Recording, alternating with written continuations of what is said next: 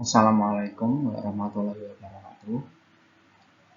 Perkenalkan, saya Bagas Wahyu Aji, NIM B131190031. Dalam kesempatan kali ini, saya akan mempresentasikan hasil proposal saya yang berjudul Pengaruh Gaya Kepemimpinan Lingkungan Kerja dan Kompensasi Terhadap Kinerja Karyawan Bagian Produksi pada PT Cantikui Inti Dekor. Yang pertama, latar belakang. Masalah industri di Indonesia semakin berkembang seiring dengan tuntutan kebutuhan berbagai macam produk. Hal tersebut menyebabkan persaingan di dunia usaha semakin ketat sehingga menuntut perusahaan untuk meningkatkan kualitas sumber daya manusia yang mereka miliki.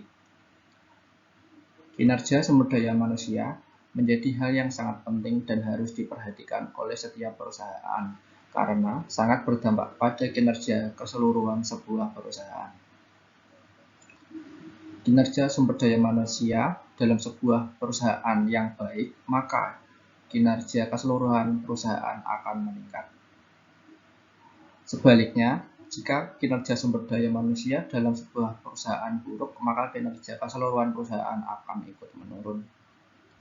Untuk itu, mencapai tujuan perusahaan tidak semudah itu. Hal tersebut dialami oleh perusahaan outdoor furniture yang berdiri pada 15 Juli 2004, yaitu PT Cantikui Inti Dekor yang pasti menginginkan karyawannya bekerja yang baik dan mampu mencapai target yang sudah ditetapkan. Akan tetapi, fakta di lapangan berbanding terbalik dengan yang diharapkan. Target yang sudah ditetapkan oleh perusahaan masih banyak yang belum dicapai oleh karyawannya. Hal tersebut tidak terlepas dari kinerja karyawan yang belum optimal. Hal tersebut dapat dilihat pada tabel berikut ini. Bisa dilihat tabel presentasenya tidak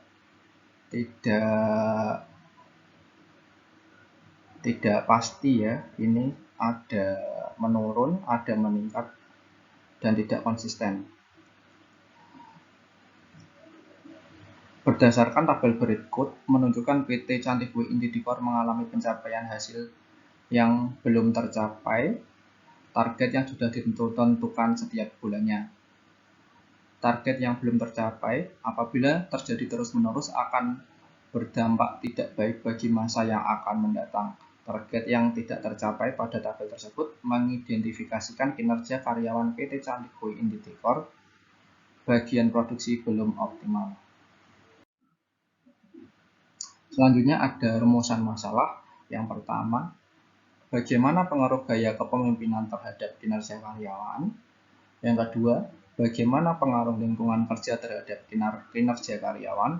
Dan yang ketiga, bagaimana pengaruh kompensasi terhadap kinerja karyawan? Selanjutnya, tujuan penelitian. Yang pertama, untuk menganalisis pengaruh gaya kepemimpinan terhadap kinerja karyawan. Yang kedua, untuk menganalisis pengaruh lingkungan kerja terhadap kinerja karyawan. Dan yang ketiga, untuk menganalisis pengaruh kompensasi terhadap kinerja karyawan. Selanjutnya, ada landasan teori. Variabel kinerja dijelaskan oleh Wirawan 2009, menyatakan kinerja adalah keluaran yang dihasilkan oleh fungsi-fungsi atau indikator-indikator suatu pekerjaan atau suatu proses dalam waktu tertentu. Variabel kepemimpinan, menurut Hasibuan 2012, kepemimpinan yang ditetapkan oleh seorang manajer dalam organisasi dapat menciptakan integritas yang serasi dan mendorong gairah kerja karyawan untuk mencapai sasaran yang maksimal. Untuk variabel lingkungan kerja dijelaskan oleh Jackson 2010, lingkungan kerja adalah kondisi-kondisi di dalam perusahaan itu sendiri yang dapat mempengaruhi aktivitas pekerjaan. Dan yang terakhir, variabel kompensasi. Menurut Hasibuan 2012, Kompensasi adalah semua pendapatan yang berbentuk uang, barang langsung atau tidak langsung yang diterima karyawan sebagai imbalan atau jasa yang diberikan kepada perusahaan. Selanjutnya, metode penelitian. Penelitian ini menggunakan variabel independen. Sebagai variabel bebas, variabel independen dalam penelitian ini adalah yang pertama gaya kepemimpinan X1, lingkungan kerja X2, dan yang ketiga kompensasi sebagai X3. Selanjutnya variabel dependen. Variabel dependen yaitu variabel terikat dalam penelitian ini adalah kinerja karyawan. Selanjutnya jenis data dan sumber data. Jenis data adalah data primer dan data sekunder. Sumber data menggunakan pengumpulan data dari jawaban responden melalui kuesioner penelitian. Dan yang keempat, selanjutnya, metode analisis menggunakan analisis data deskriptif dan analisis data kuantitatif. Selanjutnya, metode pengumpulan data menggunakan metode kuesioner dan observasi. Selanjutnya, uji instrumen penelitian, ada uji validitas, uji reliabilitas, uji asumsi klasik, uji normalitas, uji multikolinearitas, dan uji heteroskedastasitas.